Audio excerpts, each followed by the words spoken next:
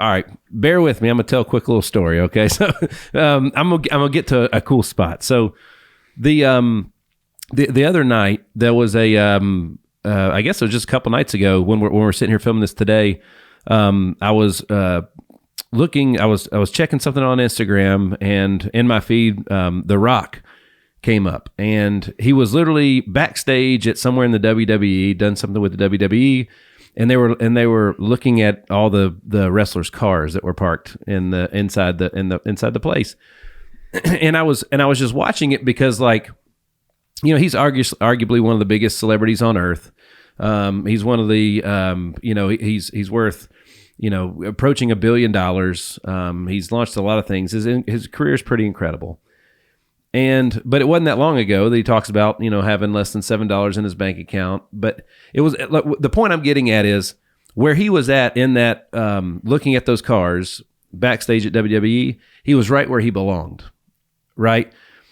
And but when he had $7, he still knew he belonged there. And that's how he got there, because it didn't happen by accident. Right. And when I meet people like you guys that get a chance to be in proximity to people in the world that nobody else gets a chance to be around, it just, like, you fit in.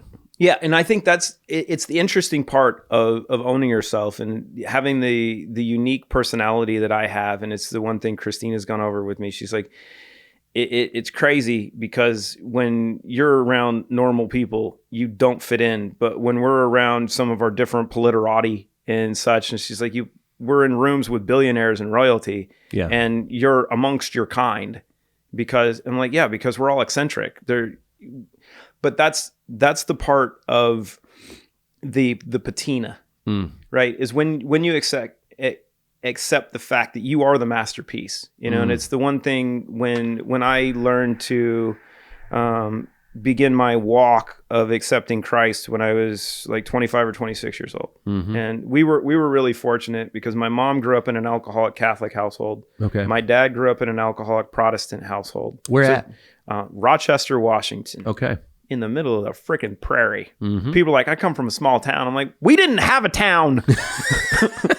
We had a stop sign. I'm like, bro, I come from a small town. I'm like, no, my parents started a veterinary practice in the middle of freaking nowhere. Literally. The midpoint between Seattle and Portland, and even the wagons hadn't left yet from the freaking Oregon Trail. They're like, we still got these things here. They're old, but they're out in the field. And, you know, we would have conversations at dinner about religion, and my mom and dad, amongst the chaos that they grew up in, they're like, you guys will figure this out on your own. And, you know, through this journey of trying to figure out your spirituality, because you know that it's there. You can't argue it. Even the agnostics and the atheists have a belief. They're just skewed because they're controlled. But an agnostic knows that there's a source. They just don't understand it yet. You know, but if you're willing to study, and the most valuable subject, the most innate investment, the greatest investment that you're ever going to make is actually in yourself. The one thing to study most is yourself. And when you truly, that, you know, what do they say? The day that you're born and then the day that you understand why you're born are two most important days. And being able to go through this process, and after studying a lot of things, I can remember, and Ashley and I were just talking about this on the way here, I can remember sitting in church and my pastor, you know, giving the sermon, and it always felt like he was just talking to you personally. Yes. Right? And you go, damn it, why is it today? Well, you either feel that way or you're asleep. It's one or the other. It's like your pineal gland's not quite ready yet. And I can remember him asking the question, it's like, look, you know, if you've heard the message and you haven't been saved, and you know you want to accept Jesus Christ, you know, raise your hand. And I'm like, pick me. I felt like Shrek. I was like, donkey. And you know, I was like, okay, you know, I got this now. But then through that process of, I hate reading because I read too slow for how my brain works, and I'm an auditory learner, and it's what Thank you. I ask a lot of questions. You know, so I spent a lot of time playing dominoes and spades with my pastor and my buddies, and I would just say, okay, theologically, what about this? What about this? What about this? What about this? And we'd quote scripture, and my pastor knew the Bible front and back, you know, better than anyone I've ever met. So I was like, well, why do I have to read this whole thing when I can just ask you and you can quote me chapter and verse and I can ask more questions and I can cross-reference what we're talking about in different areas. And, I was able to start to understand what this meant to me. Mm-hmm. And I'm not very bright. So I have to do what I can to break something down to make it as simple as possible. So I can understand it, but also so I can explain it. So this whole aspect of Christianity and what it means to be Christ-like for me is 3 letters. It's WTH. That's what I learned to live by. And people are like, what the hell? I'm like, no. Walk, teach, heal. That's it. Love that. So when you look at that, you go, well, what does that mean? It's like, well, regardless of what religion you study, they all know Christ, right? There's no argument that Christ was actually the Son of God, right? Now, other religions might take a step past that and go, yes, Christ came.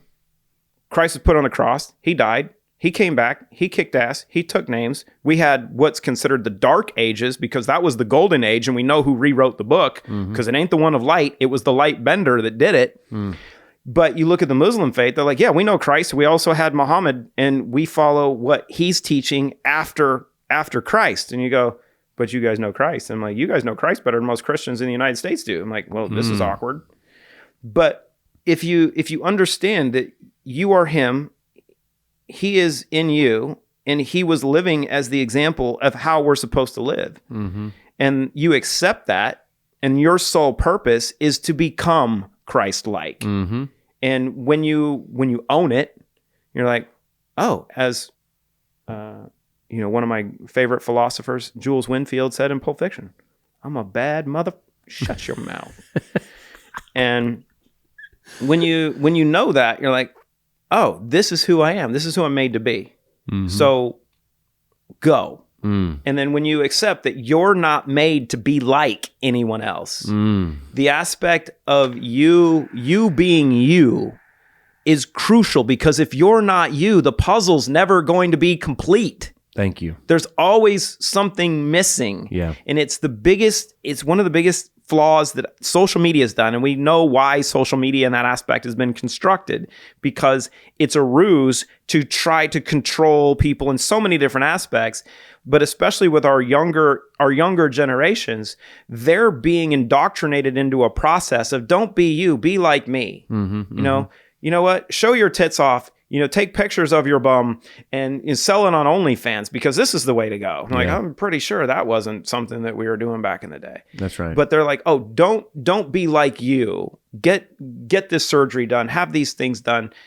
Don't find what makes you special. Be like something else, because they know that's how they can fracture the network, right? And that's this journey of knowing, look, what makes you special is the fact that you are special, that you are created in the image of greatness, and greatness is what exists in you. So own it and work on perfecting it. And then when you own it, then everything's kind of cool. But you're not going to be like anybody else. I agree. So I agree. I want to get back here to the root brands, because it's funny. Like, there's a whole lot of trust for most people in, I don't know, things. Maybe let's just say sources that the trust hasn't been earned anymore, right? So like growing up as a kid. If the doctor said something, it was the law. You know what I mean? And, unless you were in my house. Okay, all right. Well, there was just the media, politicians, and healthcare was the source. You didn't question it. Just what it was what it was, and maybe that was earned. I was too young to know. However, it's changed. Or maybe it was programming, and we just started to figure out that construct might be bullshit. There it is. That's where I was getting at, right? So, but the point is the people out there that would say something like this, oh, I don't know if I believe in that stuff. Well, why don't you question what you believe in with the same authority? And it's interesting. It's like, well, I don't think it works. Great. And so one of the things that we did when Christina and I were launching Root is like, great, I'll put a 60-day open container money back guarantee on it. It's like, I'll put my money where my mouth is. Because And it was the interesting part of how I constructed the ecosystem, you know, from the architectural standpoint, but also from a product standpoint. It's like, look, if it doesn't work for you, if you don't like it, I'll give you your money back. I'm not trying to take your money. I'm not trying to sell shit, right?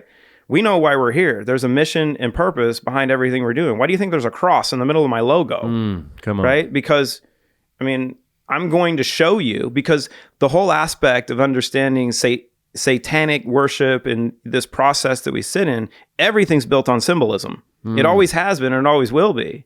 So if you're going to combat symbolism, how do you combat symbolism? One, you mock symbolism, which is why they mock Christ. But if you're going to do it, great. Show who you are. Why is it that Starbucks hasn't done that? Why? What do they have? A serpent? Okay.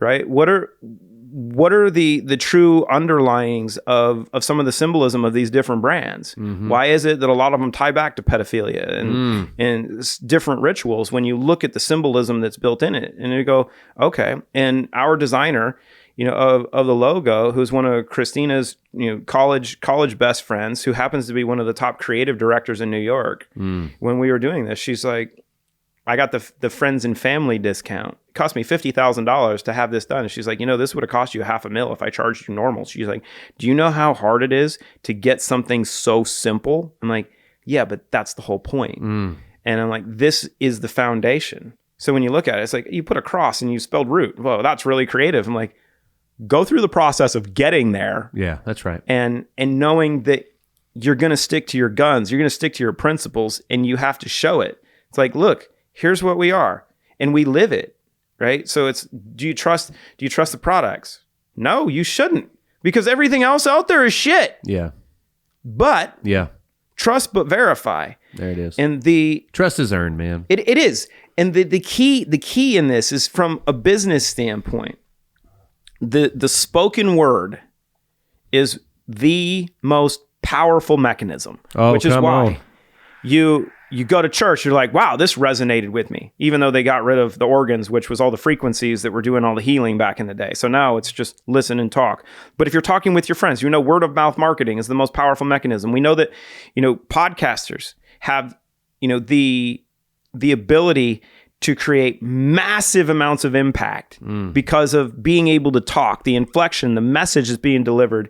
And now podcasts are the most effective mechanism of marketing, but podcasters don't understand their real influence. That's right.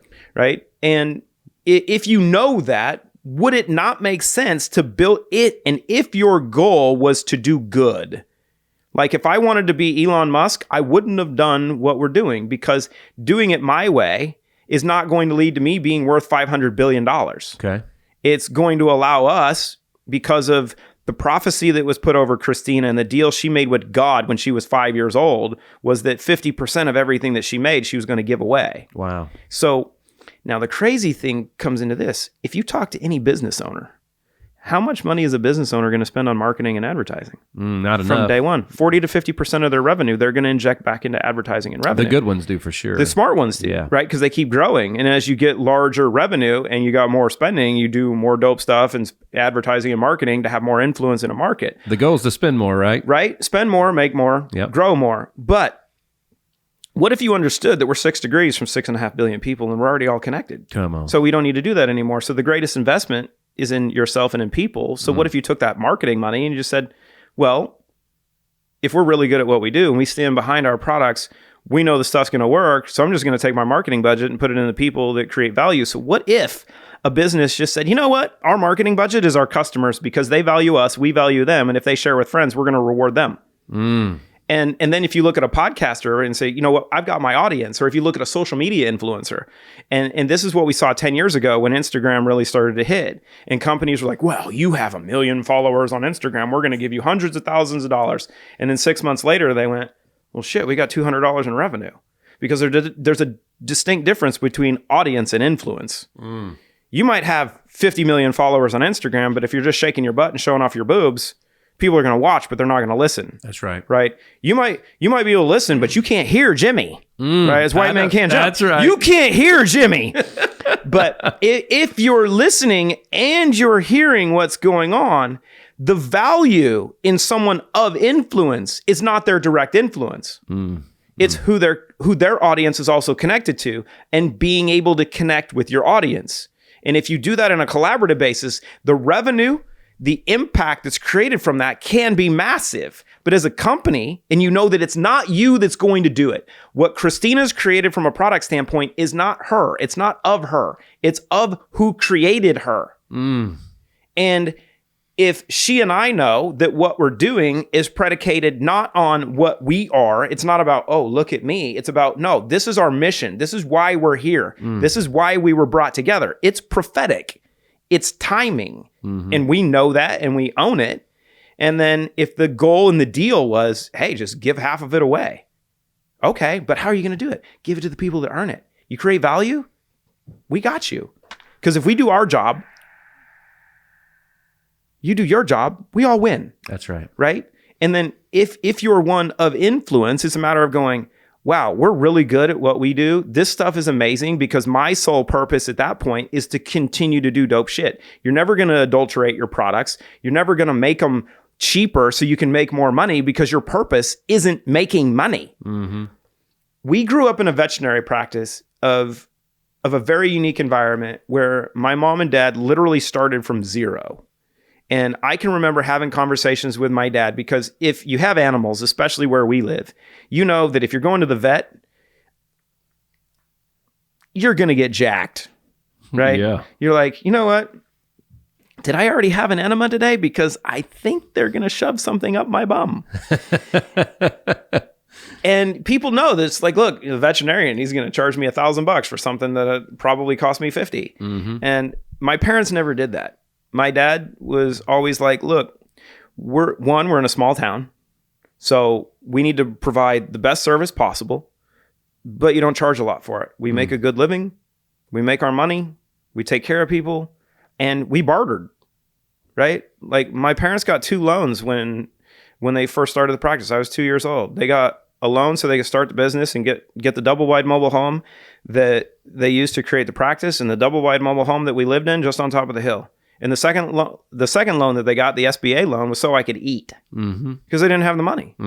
But over decades, and it's funny because, you know, in our small town, when I was in high school, people were like, you're the veterinarian's kid. You're a rich kid. And I'm like, I live in a double wide mobile home and I have a bedroom that I share with my brother and a bunk bed, and my sister has another bed. But when I was 16, they had accumulated enough money and saved up enough to where they were able to build the house that they always wanted. So my younger siblings got to grow up in the house that people looked at, like, oh, well, you've got this. I'm like, no, we worked our ass off and they earned it. That's right. But they earned it by being of service. And as we had other veterinarians come and work for my parents, they would be there and then they would go start their own practice, and I would be around different areas and I'd go in and see stuff, and they'd charge 2 to 3 times what my parents are charging.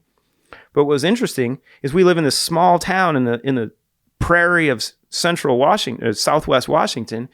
We had people come from California and Canada to bring their animals to see my dad.